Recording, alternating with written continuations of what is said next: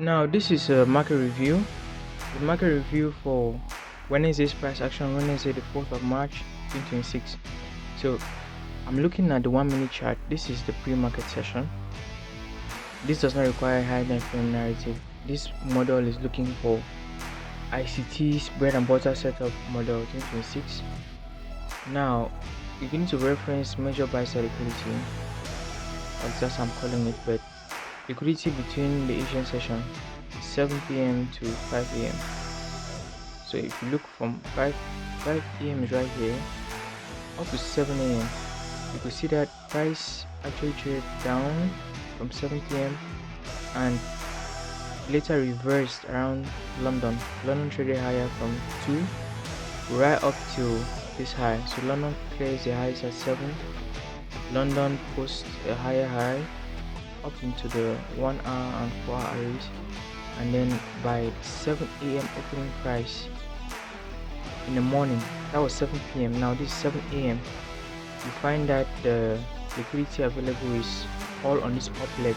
So on the up leg, what's happening? People are buying, prices going up, purchasing price, and they are putting their stop loss below short-term lows, below swing lows. So you can find a swing low here, you can find other swing lows right here. This is an SMT divergence. So on the S&P 500, these were very clean, relatively equal lows. So on this particular nasdaq, we see traded below, but they are still counting as equal lows because we have this. So all of this is sell side also below here. Now price actually at the 7 a.m.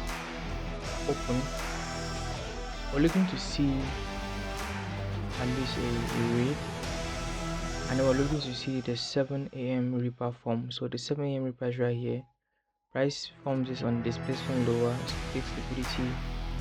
That is good. So we see that buy stops below this, above this short-term high taken, and price shows this displacement, hence this reaper, and we see that reaper remains a breakaway gap up to the time where this major sell side liquidity pools are engaged.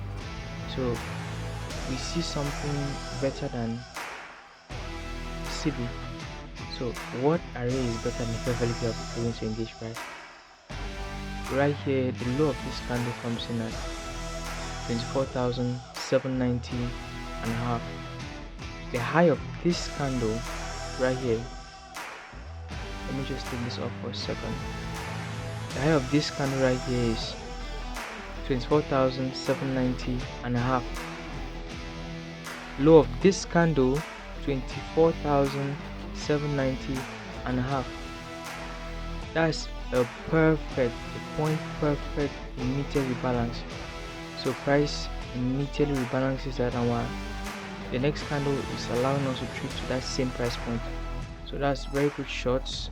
That's where I have this anchored. So stop loss above the reaper, objectives at major sell side liquidity, and that will be a 2.6 hour trade, easy bread and butter setup, ICT style. So after that we see price rally, taking this high. There's a short-term high here, so trading above both of those is a shift in structure. It retraces a bit, and then you see an expansion. This trades as high as these highs, and the rallies. Pre-market session begins to consolidate, and we see 8:30 opening price right here. So this is 8:30 open. It opens and just gyrates back and forth until the 9:30 open. Now I'm bringing attention to pre-market lows, which are here. This low is pre-market low. I'm bringing attention to pre-market highs, which are here. So I was looking for the new ATM model initially on the first setup, trying to long the market. I was longing with the objective of catching a New York ATM model. When buy side was taking, it rejects powerfully such displacement lower. I was looking for New York ATM model to trade lower. That's why I was shorting. If I could just bring up the execution levels. to see where I shorted. So I was shorting right here, just at the low. So I shorted and I saw price move against me. I took one contract off right there. My stop loss was here, and then the last portion of the trade got taken off. I actually misclicked the. I was trying to take up the last contract by eyeing it back. I actually sold again, so I just double clicked and tried to get out of that position. So out of that position, the total loss did not amount to 1 hour. It was below 1 hour, risking 0.5% of the account. And then I see, you could look at these annotations as well. These annotations to the left of the screen. All these are my real-time annotations as I was navigating the price action and all of this other doing. But this short setup is based on this narrative where I was looking at the 15-minute time frame, all of buy side was taken, and only sell side was available based on the session liquidity from Asia and London. As you saw, London was massive rally up to take all the liquidity, and I was seeing pre-market lows at the February targets. I was going for New York ATM model, and I was targeting the low hanging fruit objective at New York ATM model's objective, which is pre-market low, and the terminus at London launch low. Just to show you that real quick, this is pre-market low and London's low somewhere around here.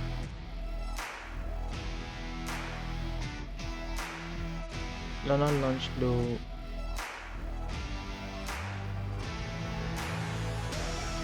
basically we'll call it pre-market low. It's after 7 a.m.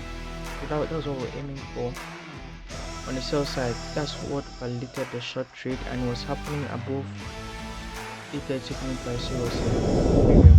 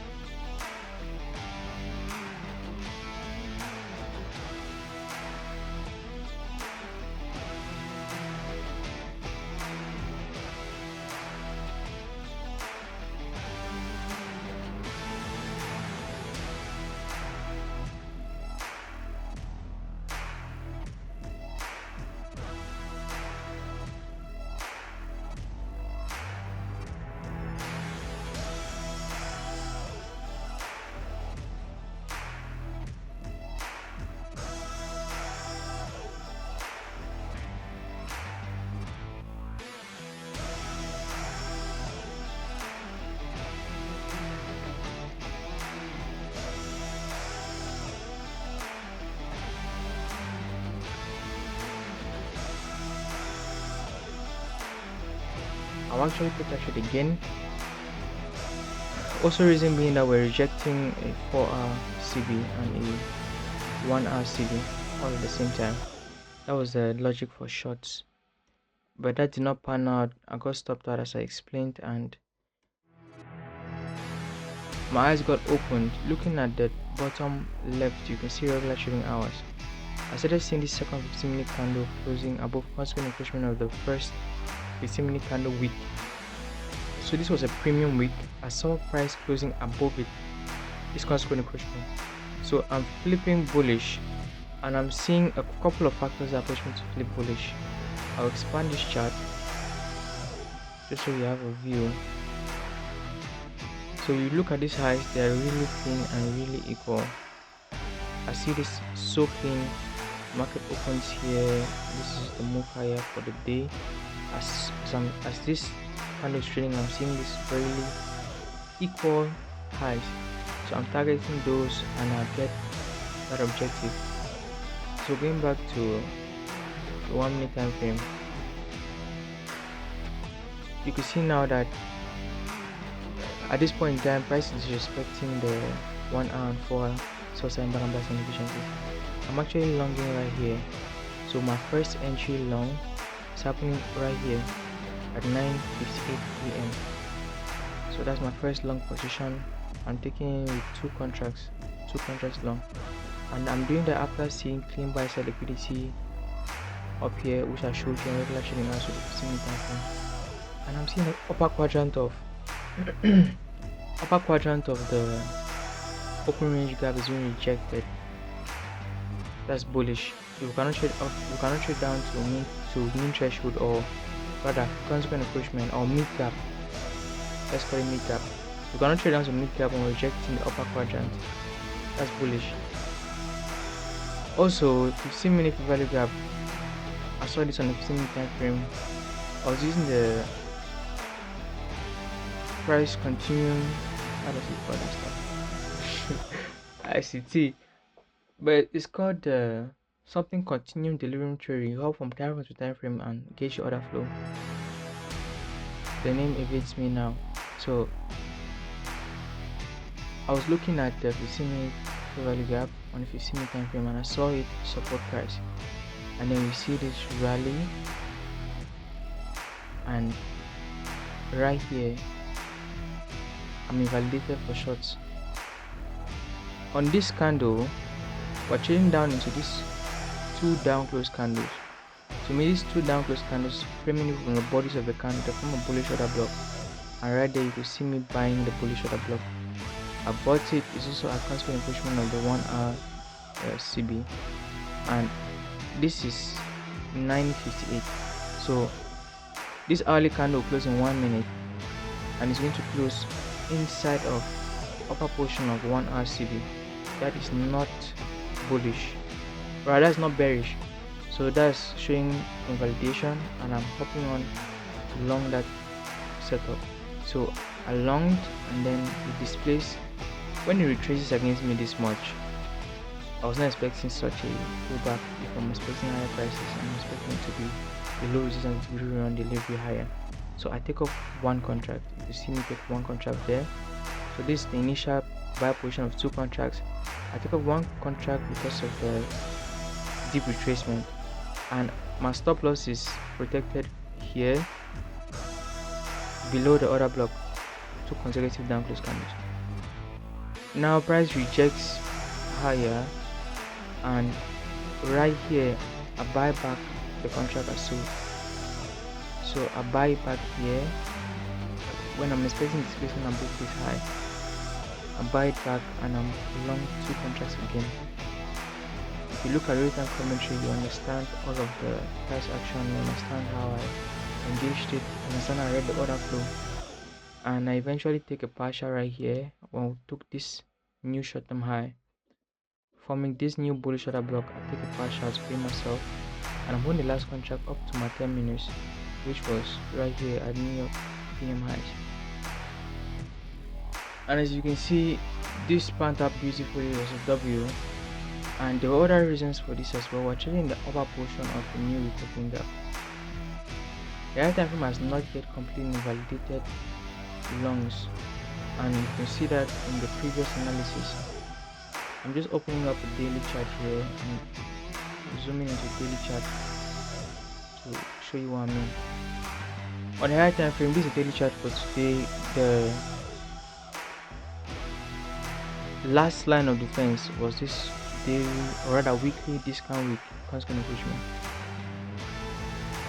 For longs, this level needs to be respected, and you see the bodies of the candles respecting it. So price has not yet fully shown me bearishness. That's why I still have my bullish targets in mind, because we have not been shown a close below all these lows. All of it just looks like manipulations lower. I'm expecting to be turning bearish this time of the year, but I've not yet seen the bearish confirmation. Price is still rejecting these levels. Even the low angle objective was hit, but was still rejected.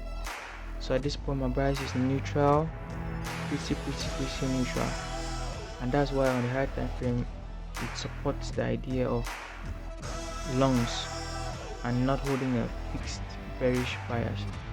So that was it for this session. At the 10 minutes was hit, you see price retrace, it's just going back and forth within the range, creating very shallowly higher highs, and then launch consolidates. We see launch consolidating, they're pressing higher gradually, and then we see the New York PM session just consolidating, moving back lower, and basically just a back and forth consolidation. The market on close macro does nothing as well, and the market closes on that basis.